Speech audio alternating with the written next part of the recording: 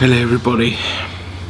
I don't know how this is gonna turn out because this microphone is not as sensitive as most, so fuck knows how this is gonna turn out. But this is a bit of a response to one of my videos on YouTube, and the video in question was about the iodine tablets.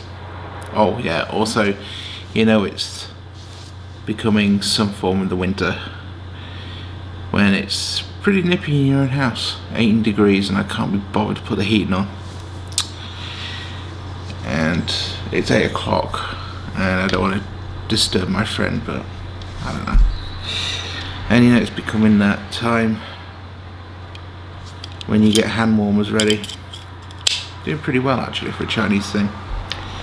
Anyway, I try and make this quick so I don't wake up my friend, but I recently made a video about 2 weeks ago back in Sleaford about potassium iodide, and as per usual, no one fucking listened to the video of what it was about.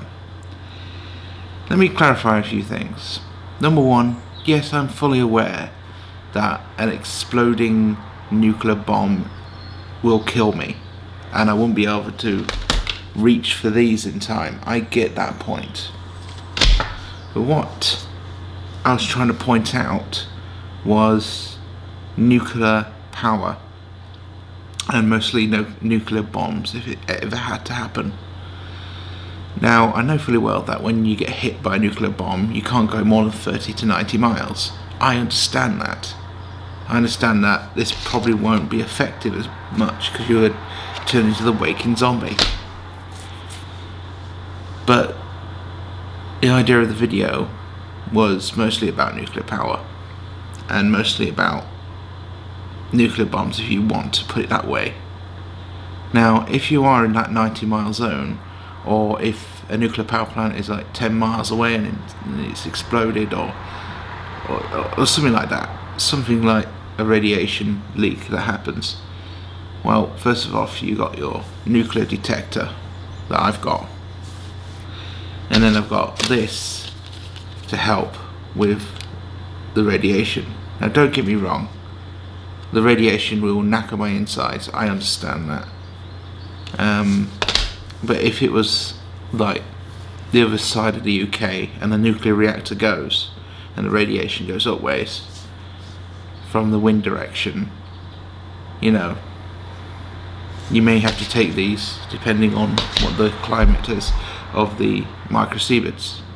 But also, if you're, let's say, a few miles away or maybe 10 miles away from a reactor, or you live where the reactor is, this will come in handy for when it explodes or when it leaks radiation, because the radio and the nuclear industries don't tell you shit about what's happening. To me, nuclear power is absolutely fucking stupid. It's the most stupidest idea we ever had to generate electric. Now, again, I'm fully aware that when a nuclear accident does happen, this is not always going to be effective. I didn't say it was. I'm just saying I am prepared for thyroid sort of cancers from nuclear. That was the idea of the video. Just wanted to show you them.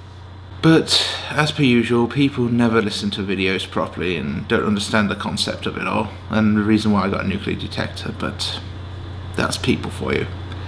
So yeah, the reason I got the nuclear detector was to detect nuclear leakage, and if it detects it, you know, and it's probably like a 2 mile away, maybe 10 mile away, maybe even half the UK, this will somewhat help towards thyroid.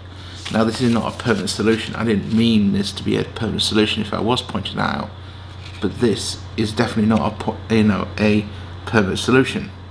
You take this and then you get the fuck out. That's the point of this. And they're not long term either. You're not supposed to have a long term.